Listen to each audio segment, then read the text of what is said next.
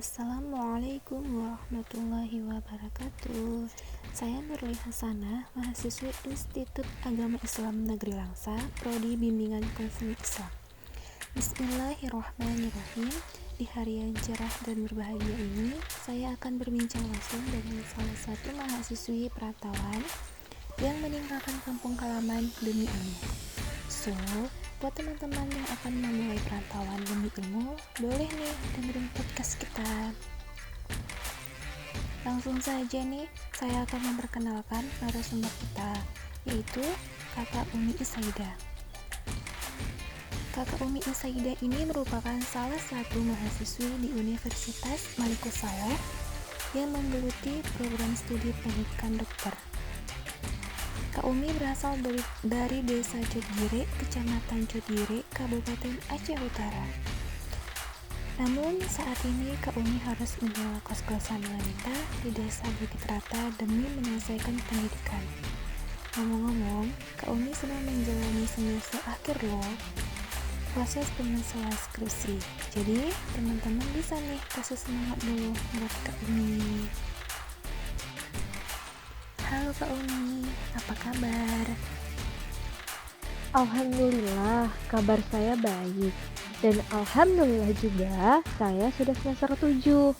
Saya kuliah di Universitas Malikus Saleh. Untuk teman-teman podcast, pendidikan adalah senjata yang paling ampuh untuk mengubah dunia. Dengan memiliki ilmu, kita dapat menggenggam dunia dan mengejar mimpi besar yang kita punya, sehingga menjadi orang yang berguna bagi orang lain. Tetap semangat buat kita semua. Alhamdulillah, ngomong-ngomong, aku benar-benar setuju nih sama ungkapan Kak Umi barusan. Nah, balik lagi kepada tema kita, yaitu menjadi perantau di usia muda demi pendidikan.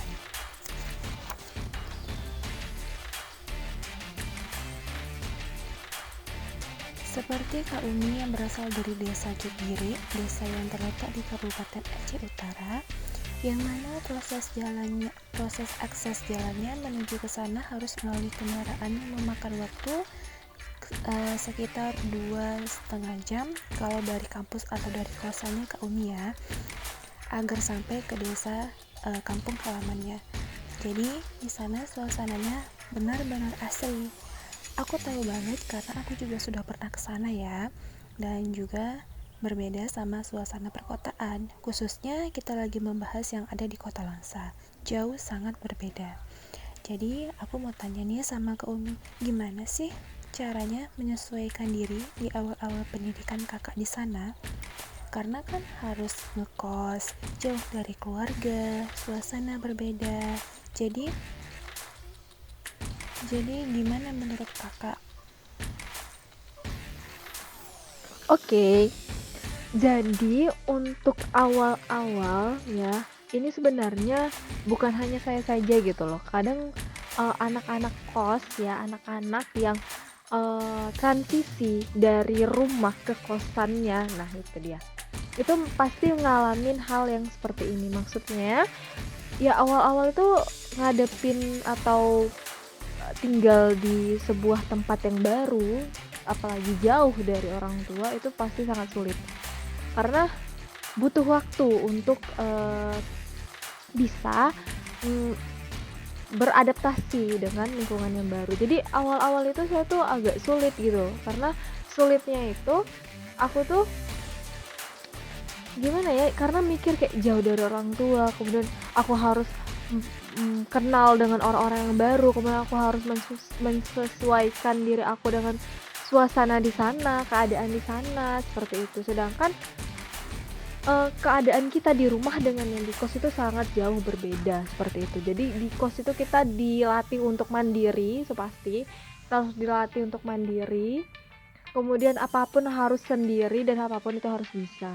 Beda sekali dengan kalau misalkan di rumah sendiri, seperti itu. Ada orang tua, ada sanak saudara yang bisa membantu kita. Tapi kalau misalkan di kos itu tidak sama sekali. Jadi disitulah letak kesulitannya mungkin. Nah, kemudian Kesulitannya lagi yaitu tadi, kita harus mengenal hal-hal yang baru lagi, untuk menyesuaikan, mengadaptasikan diri kita ke tempat yang baru, suasana yang baru, orang-orang yang baru, seperti itu. Jadi, saya tuh, ya sulit, awal-awal perkuliahan itu sangat-sangat sulit karena saya harus ya ngekos, jauh dari orang tua itu saya sangat-sangat sulit. Tapi, ya itu lagi, bagaimana saya bisa sampai ke sekarang ini saya tetap di kos tersebut ataupun di tempat yang baru tersebut sampai sekarang ini saya sampai semester 7.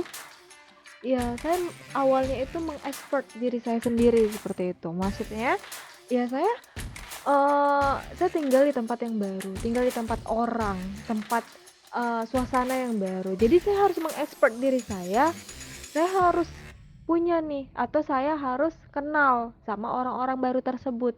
Karena kan sempat saya sampai tidak, apa ya, merasa tidak pede atau insecurity melihat, teman-teman saya yang mungkin maksudnya teman-teman saya yang lebih hebat daripada saya, seperti itu. Ada merasa minder, ada, seperti itu. Dan ada rasa yang tidak, misalkan, aku tuh mau kenalan sama dia tapi aku kayak nggak berani gitu loh, nah gitu.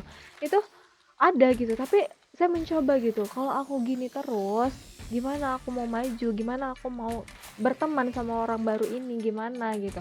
Dan, bagaimana aku bisa beradaptasi dengan lingkungan di sini, seperti itu. Jadi, saya mengekspor diri saya gitu, aku tuh mengekspor diri saya untuk mengenal dulu, mengenal lebih awal teman-teman saya yang ada di lingkungan saya itu, di kosan saya. Jadi, yaitu usaha saya itu mengenal, kemudian saya mengenal orang-orang baru, kemudian saya juga, melihat watak dari orang orang yang satu dengan orang yang lain. Jadi kan watak orang yang satu dengan orang yang lain kan berbeda-beda pastinya. Nah, itu dia. Kemudian, gimana sih, tadi kan, suasananya gitu kan, suasananya pasti kan berbeda. Nah, untuk suasana yang berbeda, saya membuat diri saya. Jadi saya, ya awal-awal emang sulit untuk menghadapi ini semua, tapi bagaimana diri saya, kembali lagi ke diri saya untuk bisa buat nyaman dengan suasana yang ada di kos saya. Buat nyaman, buat aman.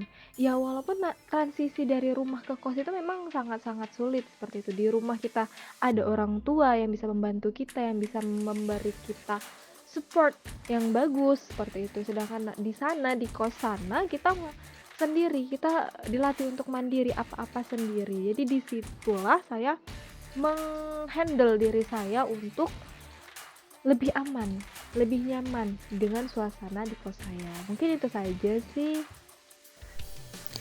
Oke, aku dapat mengambil makna dari apa yang Kak Umi sampaikan, yaitu benar-benar perbedaan di tempat tinggal kita di kampung halaman dengan di tempat perantauan itu ya jauh sangat berbeda.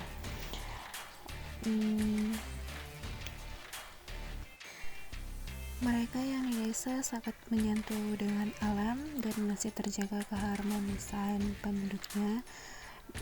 Dan kalau di kota itu ataupun di tempat perantauan itu sifatnya kayak serba individu, dan hidup di perantauan itu kita harus lebih mandiri yang udah pasti, karena kan kita jauh dari keluarga, kita mengenal suasana yang berbeda, jadi diri kita dituntut untuk lebih mandiri.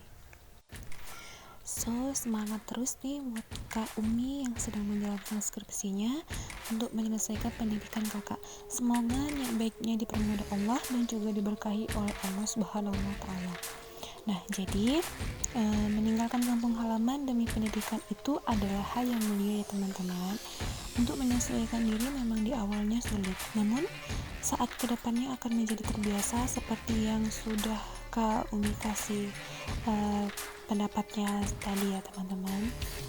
Jadi untuk itu semangat terus buat kemajuan di desa kita masing-masing, buat teman-teman dan adik-adik kita yang akan menjalani kehidupan kedepannya.